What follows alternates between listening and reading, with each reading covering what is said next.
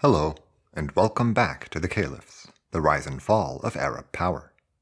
My name is Zaid Wahab, and today we're going to witness the Abbasid Caliphate, bereft of a strong leader, descend into chaos. The Turks could no longer commit to the pretense of Abbasid authority, leading them to quarrel amongst themselves over wealth and official control. Without a respected caliph at the top of the food chain, there was nobody who could check their destructive competition, and so it ravaged the system until everything came crumbling down. Episode 69, Musta'in, Puppet in Chief.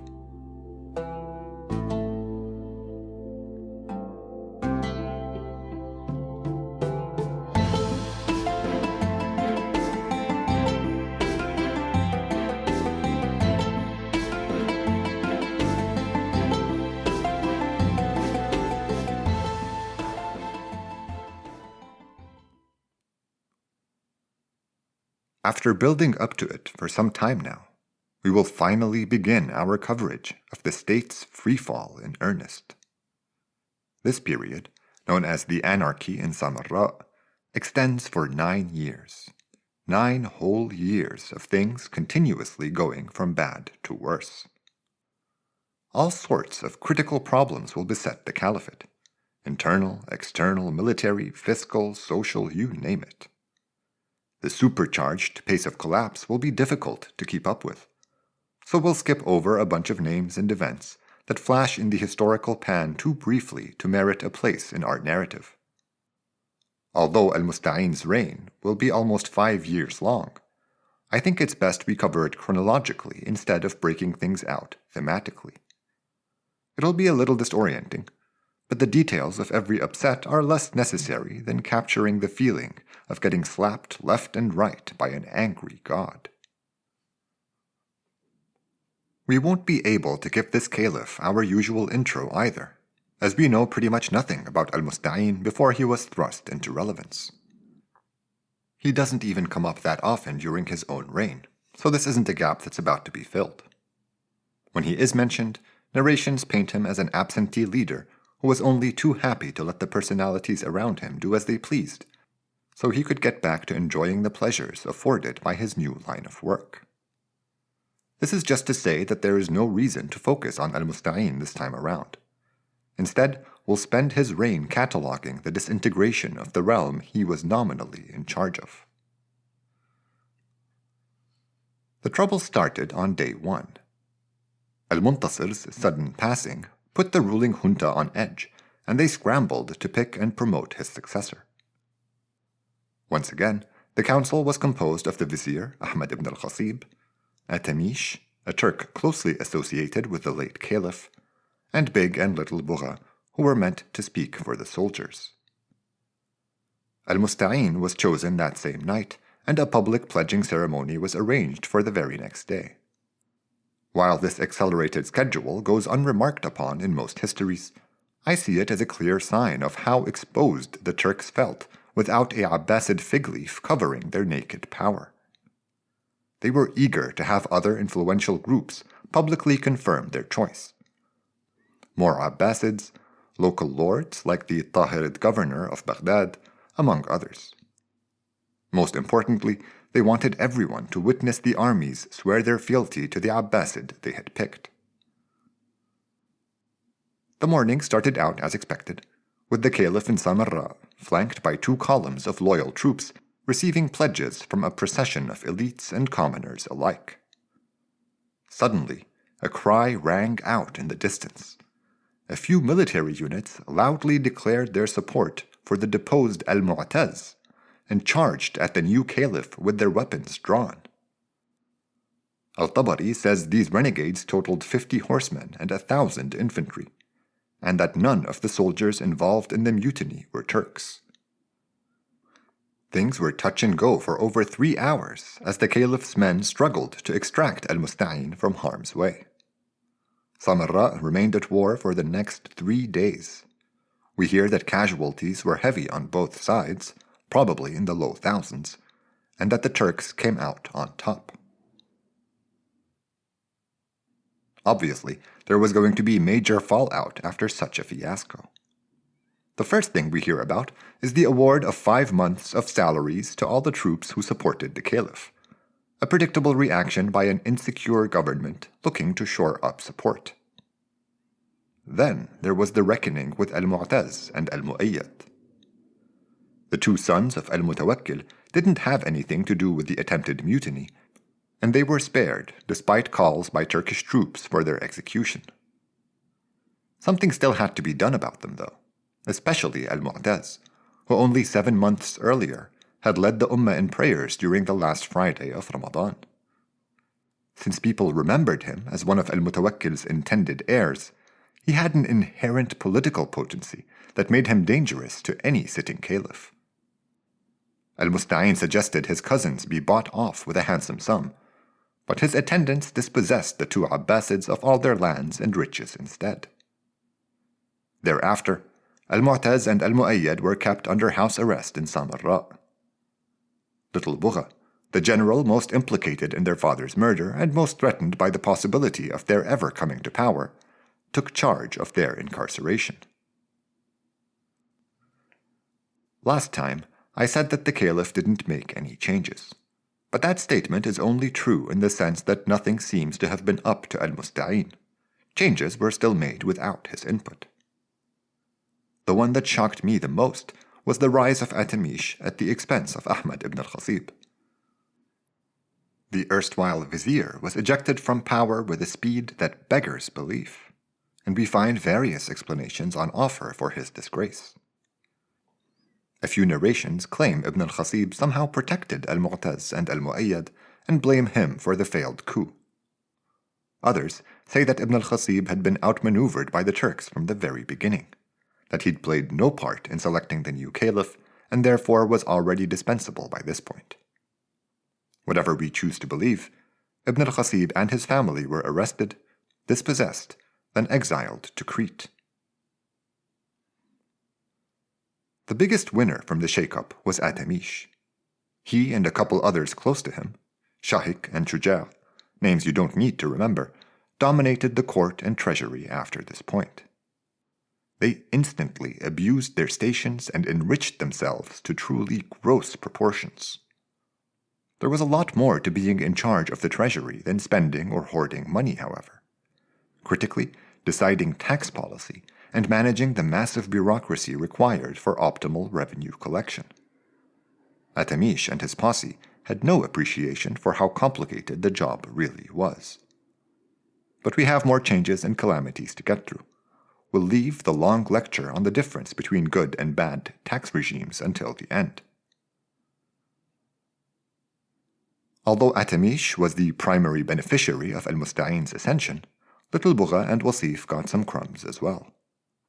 Wasif was on campaign against the Byzantines, but when he heard about al-Muntasir's death and all the subsequent chaos, he captured a minor fort near Tarsus and promptly returned to Samarra so he could protect his interests in person.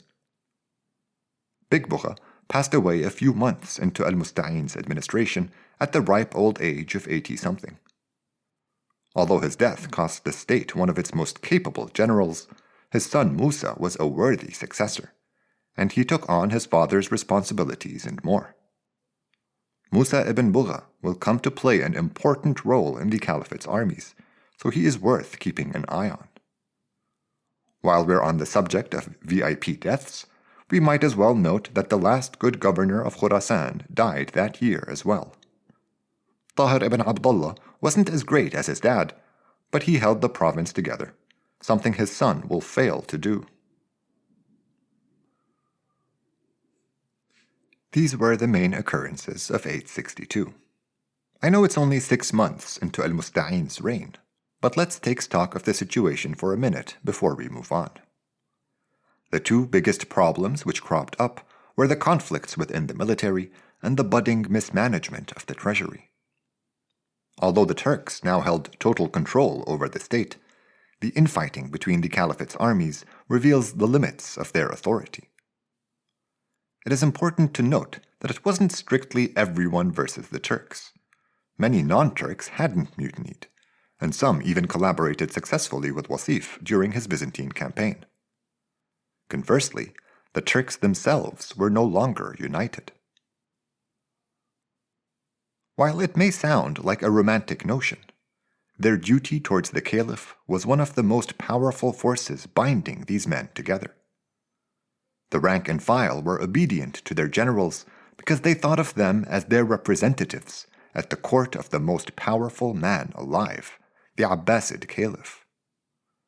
Now that they knew better, popular officers began to jockey for more influence, leading many troops to discard old loyalties and hitch their wagons to those rising stars instead. As a result, Wasif and Little Bugha could no longer speak for everyone. New names like Bayakbak, Belkajor, Simat Turki, and Al-Mutawakkil's killer Baghir abruptly grew their followings and began to rival the old guard. The treasury was a more opaque institution, so its problems are difficult to discern this early on. The major financial moves described so far were the payout of 5 months of salaries to the troops and expropriations of fabulously wealthy men like Ibn al-Khasib and al-Mutawakkil's children. I wouldn't sneer at a 5-month bonus, but al-Muntasir had given out 10 months' worth of pay when he was elected. The fact that the new administration gave only half as much, then went on to dispossess some of its richest citizens, suggests a couple possibilities. Maybe the state was broke, or the new administrators were shamelessly rapacious. Though neither prospect was good news for the Ummah, it was the latter. The treasury could still endure another couple years of mismanagement before it ran dry. But for now, let's take a page from Atamish's book and pretend that's never going to happen. Since he controlled the caliph's official seal, the vizier was the only one who could authorize disbursements from the treasury, which was how he embezzled his wealth. I'll give you an example. An officer would go to him and ask for 50,000 dirham to pay the troops at the start of the month. Atamish would preach poverty and say that he didn't have the liquidity for such a payment. At this point, the guy's options were either to offer a bribe for the release of the money, or accept a smaller sum and let the vizier take his cut. Either way, money had a way of making it into Atamish's pocket. In fact, we hear about 4 pockets, but we shouldn't burden ourselves with unnecessary names. The level of corruption was so absurdly high that it was only a few months before all this graft led to a crisis. Tired of having to plead for their wages and never getting their dues, the troops began to grumble about how there was never enough money to pay them while those at the top were living it up. Some narrations say that Wasif and Little Bugha, worried by Atamish's meteoric rise, fanned the flames of discontent and encouraged the soldiers against him. Finally, in June of 863, a few contingents besieged the caliph's palace where the vizier was staying. The guards were no match for these organized brigades, and so Atamish was trapped. He begged the caliph to save him, which is doubly comical considering both how uninterested and impotent al-Musta'in was. The caliph wasn't in the habit of taking sides, and he was okay with any result that kept him in luxury. Atamish's pleas got him nowhere, and a couple days later the troops burst in and killed him and Shuja', then ransacked the fabulous wealth of their estates. Al-Musta'in barely comes up during this debacle, which is weird because it took place in his own palace. After the violent siege was over, he thanked the troops for ridding him of the corrupt Atamish, and rewarded Wasif, Little Bugha, Baghir, and a couple other names from the Turkish leadership. Now that the vizier was gone, a new treasurer was needed, and surprisingly, a worthy candidate somehow got the role. He outlined a serious plan to right the state's fiscal ship, but it involved some big boy moves, like auditing the wealth of the generals. Little Bugha expressed his opposition so clearly that not only did the new vizier resign, but he then moved to Baghdad out of concern for his safety. Afterwards, the position was only held by ineffectual yes-men, and the lack of a competent treasurer became an enduring issue for the caliphate. This was a really serious problem, but it was dwarfed by a different disaster later in the year, the first that wasn't totally self-inflicted by the caliphate in a long time. In the fall of 863, after the conclusion of the summer raid against their lands, the Byzantines managed to score a couple decisive wins against the Abbasids.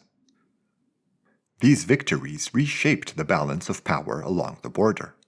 But the issue wasn't that the Greeks won the day. It's that the Turks were nowhere to be found, while the Ummah's two most popular Arab commanders fell valiantly in battle. Omar al-Aqta, the hero of Malatya, and Ali ibn Yahya al-Armani both died fighting in late 863, and the reaction from the Ummah was unrestrained rage. It's clear that the Turks derived most of their legitimacy from the caliphate's perceived invincibility on the battlefield. The loss of one led to the loss of the other, and what followed was the Ummah's unequivocal rejection of their dominion over the state. There were dangerous riots in every major city as the people blamed their own government for allowing those noble warriors to die in vain. The popular take was that the caliphate's generals had abandoned their duties to squabble over wealth instead. So many rebellions broke out in Greater Syria that although the Abbasids will hold on to the province for a few more years, this was effectively the year they lost it. A guy named Al-Qassas took control of Qinsarin, the tribe of Lechem took over Jordan, and Homs rebelled so many times Musa ibn Bugha was eventually sent to torch it to the ground.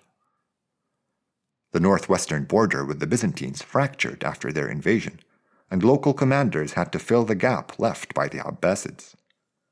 They fielded their own armies, and by the end of 863 Samarra was so worried about their popularity that the Armenians were granted more independence so they could act as a buffer between them and the caliphate.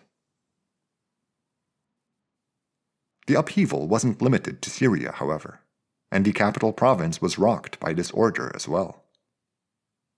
Baghdad was saved by its capable governor, who still had enough wealth to pay his troops a decent premium to keep them loyal. Samarra did not fare as well. Street clashes got so intense that Wasif and Little Bugha had to personally get involved in the fighting. The problems extended further east, too, and non-Turkish troops in Faris mutinied against their Turkish governor and killed him.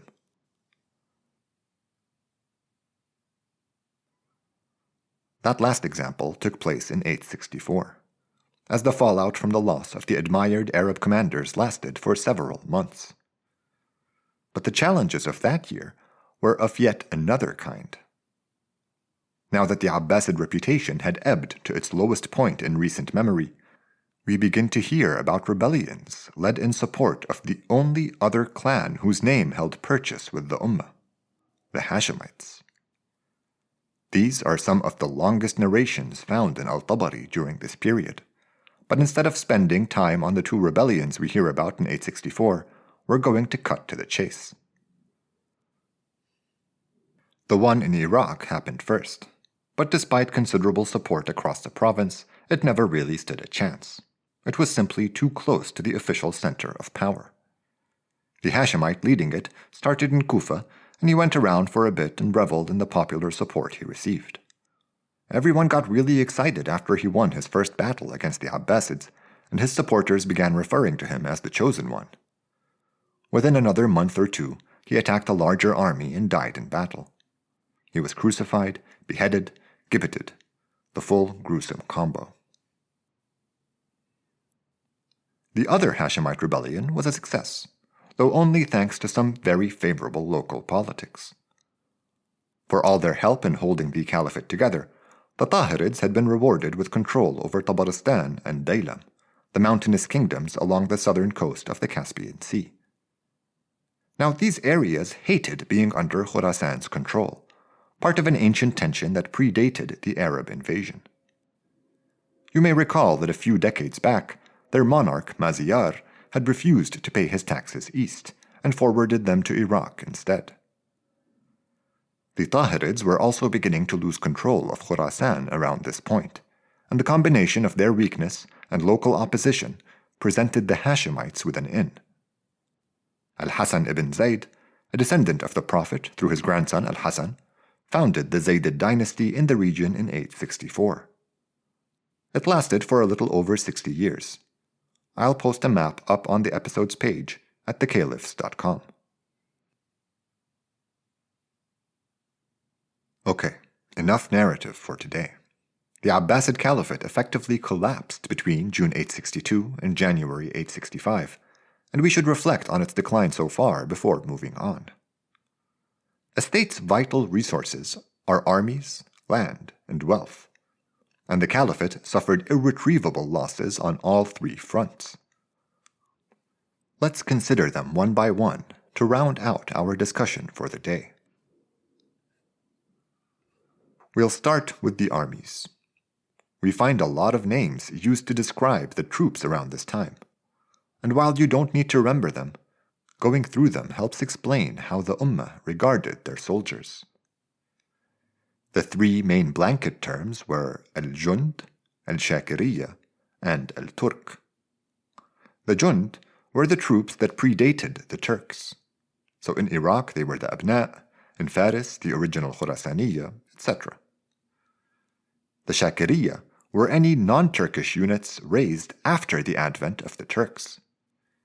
These contingents were cast in the same mold as the Turks, so they trained in ethnically uniform companies, had their bases in Samarra, and their leaders were no strangers at court.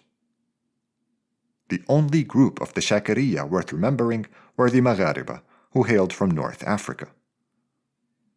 They were first put together in the days of Al-Mu'tasim, and by now the Maghariba numbered among the Caliphate's most effective armies. Finally, there were the Turks, a wide label that applied to many groups. Those from Ushrusana would sometimes be referred to as Ushrusaniyya, even if at other times they're called Turks. Same goes for the Faraghina, Khawarizmiyya, Sught, and others. Also, our sources at times use the term Turk to describe the Old Guard, and call the rank and file the Mawali. We find many narrations about tension between these groups, with the Mawali abandoning the Turks or choosing a new Turk to champion. The labels can be confusing, but sometimes the Mawali were the Turks and the Turks were the generals. The key takeaway here is that there was widespread discord, with every group trying for a bigger piece of the pie. So that's it for the military. But if disunity sounds abstract to you, the Caliphate's loss of land was all too real. The Byzantines took Malatya and plenty of nearby towns, expanding their border with Armenia and regaining relevance in the region.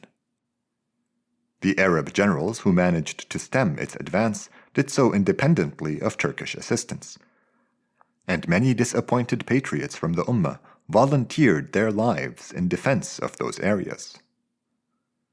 By losing the cooperation of the citizens of Syria, the Caliphate effectively lost the province as well, and its control was a technicality after this point. We didn't say anything about Egypt and the peninsula, although that's only because we rushed through things a little. Abbasid sovereignty over their provinces was tenuous at best. The wild parts of the desert had been lawless for quite some time now, and the governor of Egypt actually took a beat before accepting the new caliph. He conferred with Wasif's lieutenants in town, and they only accepted al-Musta'in after Atamish offered them a suitable bribe. Tabaristan was taken by Hashemites, and the Tahirids were quickly losing control of Khurasan. Realistically speaking, the power of the Abbasid Caliphate extended only as far as its unpopular armies could force themselves on the people, and they stayed in Iraq that whole period. Finally, we have to talk about money, because the treasury was running dangerously low by this point. We know this because in 865, al-Musta'in complained about having to forego his own luxuries so he could afford the many unreasonable demands made by the Turks. Apparently, over 2,000 of their sons and 4,000 of their daughters had been added to the payroll since he took charge. Proof that the court was little more than a rubber stamp by this point. Ruinous though it is, the profligate spending was only one side of this coin. We also need to consider what was going on with tax collection. So I've gone back and forth on whether to say anything about tax regimes. I hate to pretend like I'm an expert. And even reading about taxation in these general histories, it all sort of goes over my head. There were multiple taxes, the records are shoddy, the whole thing is very difficult to keep up with. So what you're about to hear is going to be vaguer and less precise than our usual discussion, but it should still help us assess the extent of the damage wrought by Musta'in's absentee reign. For the sake of simplicity, let's say that tax collection can be done in one of two ways, in cash or in kind. It's pretty hard to trump the convenience of cash, and there were indeed several kinds of taxes on wealth. But the caliphate's agrarian base meant that most of its taxable production was agricultural.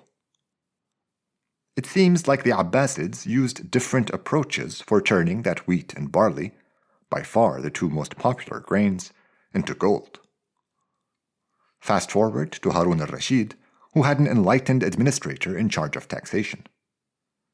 He convinced the caliph to adopt sharecropping more widely, and to limit the use of tax farming, which was rife with abuse. Sharecropping is when the state allows folks to farm its lands in return for a split of the proceeds.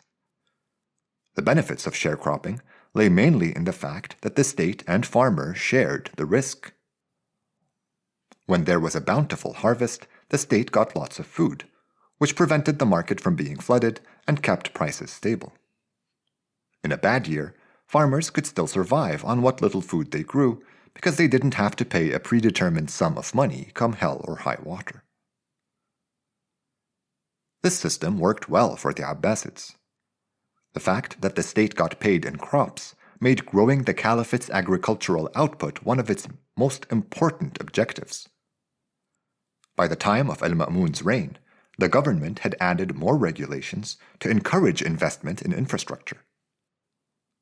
For example, if you grew food along the banks of a river, you had to pay half your output in taxes. If you dug your own canal off that river, irrigating previously unused soil, you only paid 40%. If, on top of that, you built a water wheel and further expanded the usable area, your rate dropped to 30%. It was a great setup that strengthened the state's economy and food security year on year. To properly run this operation, however, a whole slew of educated and trustworthy administrators native to different corners of the caliphate was required. These men had to then be organized into an independent bureaucracy with several additional layers of communication, oversight, and management. The Baramika, Ibn Zayyat, and Ubaydullah ibn Yahya ibn Khaqan had all become indispensable to the state because they had mastered this complex apparatus of revenue collection. That's what enabled them to pull out millions of dirhams at the drop of a hat and finance massive projects with ease. Their effortless administration gave the impression that the caliph always had ready access to infinite wealth, which in turn encouraged economic activity and reinforced social stability. So, if sharecropping was the good system, why was it abandoned, and what was the alternative? I think you can already discern some of the reasons the tax regime wasn't a good fit for the Turks.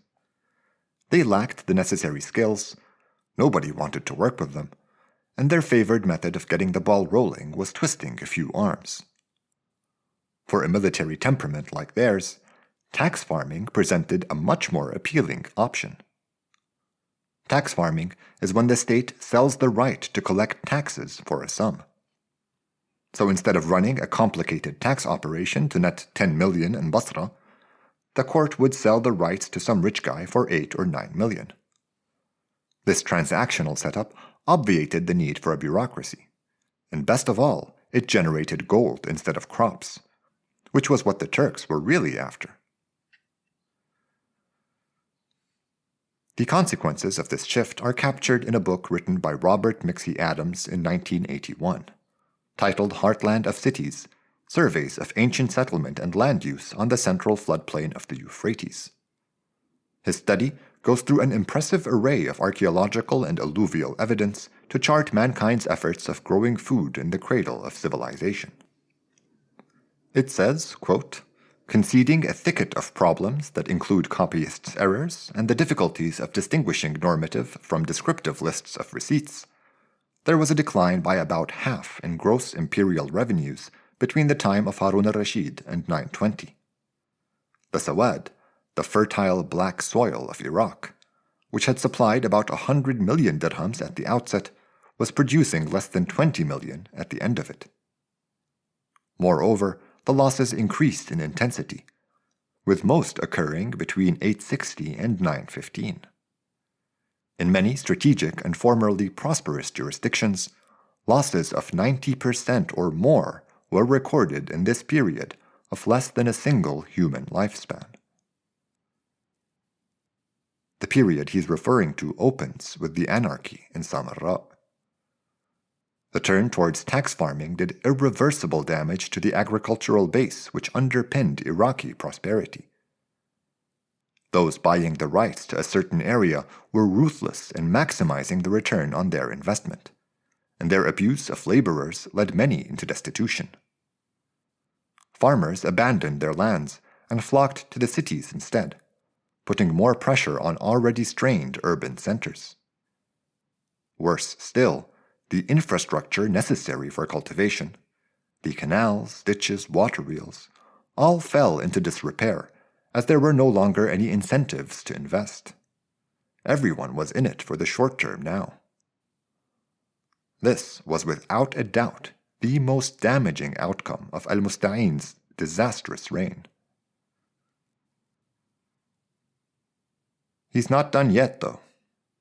In fact, all these insurmountable problems we mentioned today will be overshadowed by the calamity which hit the Ummah in early 865.